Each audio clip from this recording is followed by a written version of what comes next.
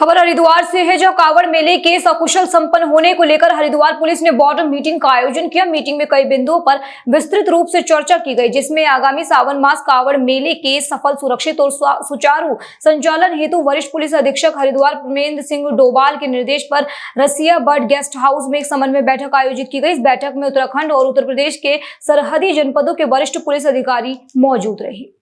खबर कुशीनगर से है, जहां प्रधानमंत्री नरेंद्र मोदी के आगमन को लेकर तैयारियां तेज हो गई हैं। कुशीनगर एयरपोर्ट पर आगामी 20 जून को उतरेगा पीएम मोदी का विमान, जिसके बाद पीएम मोदी के कुशीनगर इंटरनेशनल एयरपोर्ट पर 20 मिनट ठहरने की भी जानकारी मिल रही है। एयरपोर्ट के दौरे के बाद वायुसेना के हेलीकॉप्टर से बिहार के लिए रवाना होंगे पीएम मोदी। 20 जून को बिहार के सिवान में प्रस्तावित है पीएम मोदी की जनपद ट्रांजिट विजिट को लेकर तैयारियों में जुटा प्रशासन। एयरपोर्ट की तेजी से सफाई और रंगाई पुताई का कार्य किया जा रहा है। पीएम मोदी बनने के बाद 5वीं बार कुशीनगर एयरपोर्ट पर उतरेंगे पीएम मोदी।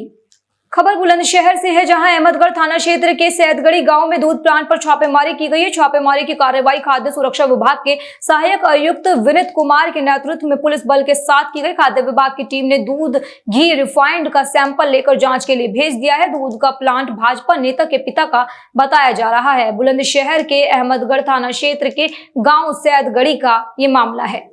खबर सहारनपुर से है, जहां एनजीटी के नाम पर डेयरी संचालकों के हो रहे शोषण के खिलाफ चल रहे आंदोलन के तहत डेयरी संचालक संघर्ष समिति के अध्यक्ष संजय वालिया के नेतृत्व में डेयरी संचालकों ने स्मार्ट सिटी का पुतला फूका और 25 जून को होने वाले प्रदर्शन को सफल बनाने का आह्वान किया। डेयरी संचालक संघर्ष समिति के अध्यक्ष संजय वालिया के नेतृत्व में डेयरी संचालक धोबी घाट पहुंचे और नदी किनारे नगर निगम द्वारा बनाए गए कूड़ा डंपर के खिलाफ प्रदर्शन किया और स्मार्ट सिटी का पुतला भी फूका। इस दौरान संघर्ष समिति के अध्यक्ष संजय वालिया ने कहा कि एनजीटी के नाम पर दूध बेचकर अपने परिवार का भरण पोषण करने वाले डेयरी संचालकों का नगर निगम उत्पीड़न कर रहा है, जबकि एनजीटी के आदेशों की जगह जगह अवहेलना हो रही है। आज स्मार्ट सिटी का पुतला फूकने का काम किया है, कारण डेयरी वालों की रोजी रोटी पे बनने का काम हो गया है। एनजीटी के नाम पर डेयरी संचालकों को तंग करना, एक लश्कर के साथ जाकर उनकी गाय भैंसे खोलना और उसे जब्त कर लेना, उसके बाद एक रसीद काट के 50,000, 21,000, 51,000 की रसीद काटना और उन्हें छोड़ देना। अब ये बर्दाश्त नहीं होगा। अगर आपको एनजीटी की व्यवस्था दुरुस्त करनी है तो पहले अपनी व्यवस्था ठीक करने का काम करो। हमारी गंगा मैया के बिल्कुल किनारे पे जगह जगह कूड़ा घर आपने बना रखे, एनजीटी के बिल्कुल विरोध में है। खबर कन्नौज से है, जहां न्याय न मिलने पर न्याय की आशा में डीएम की चौखट पर पीड़ित परिवार का आमरण अनशन देखने को मिला। विगत दिनों पूर्व थाना इंद्रगढ़ क्षेत्र के कच्चपुरा के रहने वाले मोहित का संदिग्ध अवस्था में शव मिला था। इस घटना में परिजनों ने अपने ही रिश्तेदारों पर हत्या का आरोप लगाया है। साथ ही साथ परिजनों का आरोप है कि इंद्रगढ़ थाना पुलिस ने नहीं की कोई सुनवाई। सर, मेरी एफआईआर दर्ज नहीं हुई अभी तक। 20-25 दिन हो गए हैं, अभी तक कोई एफआईआर दर्ज नहीं हुई है और आश्वासन दे रहे हैं कि यहाँ आजकल करके मुझे 20-25 दिन टहला दिया है। भाई का मर्डर हुआ था 26/5/2025 को।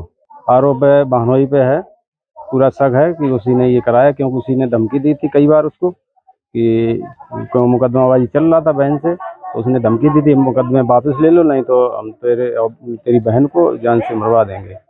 और वो पहले से ही, तो उसके माँ बाप पहले से ही 2 साल पहले ही गुमशुदगी का मुकदमा लिखा रखे और उनकी बात भी होती है और घर वाले ने कह दिया वो गुमशुदा है। वो पहले से वो नोएडा में है, फरार है और लड़की को भगा के रखे है, वो दूसरी लड़की को। वो लड़की है हाथरस की।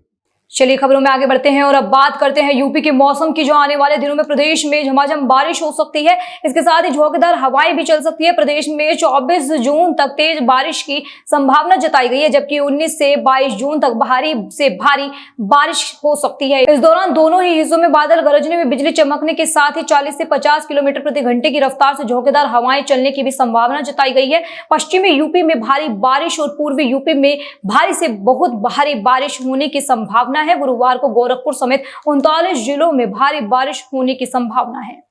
उत्तराखंड में अगले 2 दिनों में मानसून दस्तक दे सकता है। आज पर्वतीय क्षेत्रों में भारी बारिश की चेतावनी जारी की गई है, जबकि अन्य जिलों में आंशिक रूप से बादल छाए रह सकते हैं और हल्की से मध्यम बारिश होने की संभावना है। कहीं कहीं गरज चमक के साथ तीव्र बौछारें और तेज हवाएं भी चल सकती है। देहरादून में भी बारिश के दौर जारी रह सकते हैं। उत्तराखंड के ज्यादातर क्षेत्रों में इन दिनों बादल मंडरा रहे हैं और हल्की से मध्यम बारिश का क्रम भी बना हुआ है। रुक रुक कर हो रही बारिश से तापमान सामान्य से कम हो गया है, जिससे गर्मी से भी कुछ हद तक राहत मिली है।